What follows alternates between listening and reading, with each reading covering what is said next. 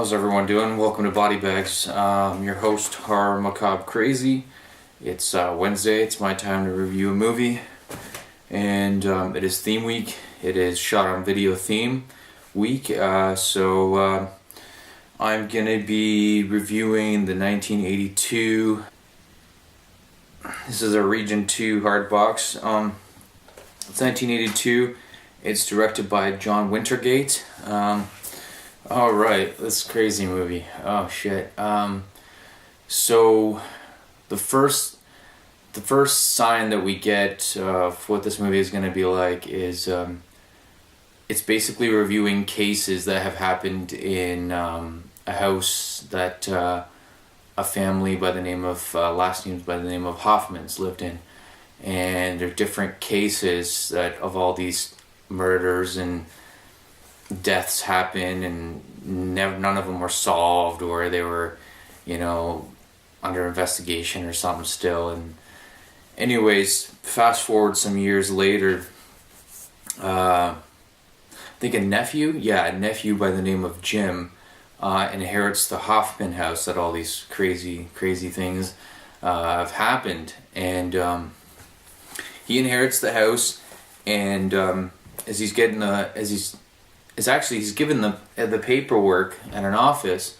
Meanwhile, some hospital is trying to close one of the other cases or something, and the one doctor sends a nurse or something into a room to get the files or something. And as she's getting the files, there's like this weird presence, almost like a ghost, but it's like a different weird color. It's almost like a blue or a red, but it's not an actual shape of anything. And anyways, she's made to strip down or whatever into her lingerie clothes her lingerie, and then she's forced to hang herself by her stocking or whatever. So she hangs herself, and then he rips out her guts, whatever. So that's how we get introduced to this movie, by the start like that. So back to the character Jim that inherits the Hoffman house, the nephew.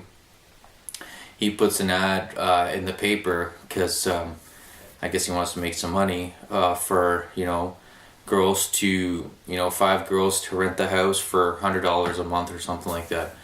So these 5 girls show up that he's rented the house to, and there's actually a 6th one that shows up, but they've run out of room because they're all rented. She ends up getting the basement apartment or something like that. Anyways, all really good looking women too, and he fools around with them during as they live there and stuff like that. All have a different weird background, all the girls and stuff like that. And this nephew Jim, he's into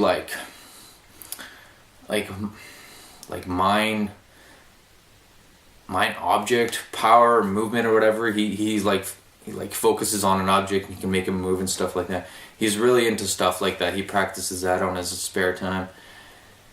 And mysteriously weird events happen in the house. Like an ice pick almost he stabs this girl in the hand or something, just because of the presence of the Hoffman house and all the murders that have happened there. It's really weird, and there's that weird presence. The same kind of presence was in the hospital. It's not a shape of anything, but it's this weird color. I don't know how to explain it. It's fucked up. Anyways, fast forward.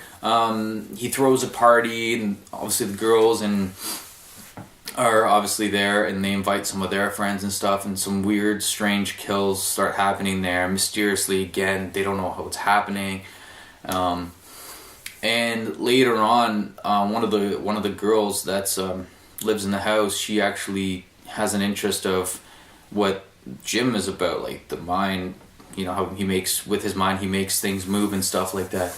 She takes it to an extreme. You find out during the movie how. I'm not gonna get into that, and so she really gets a real big interest in it. And the one girl that moved in, the 6th girl that I mentioned to you that got the basement apartment, she's a little loopy. There's a background to her. I'm not gonna spoil that, but yeah, and that's pretty much, these crazy things start happening at this house, and yeah, and it's, you know, it's shot on video film, so I'm not the biggest fan of these kind of films, but I do enjoy some of them. So I did enjoy this one for the hot women, and it was interesting, these mind movement or whatever stuff. I thought it was kind of funny.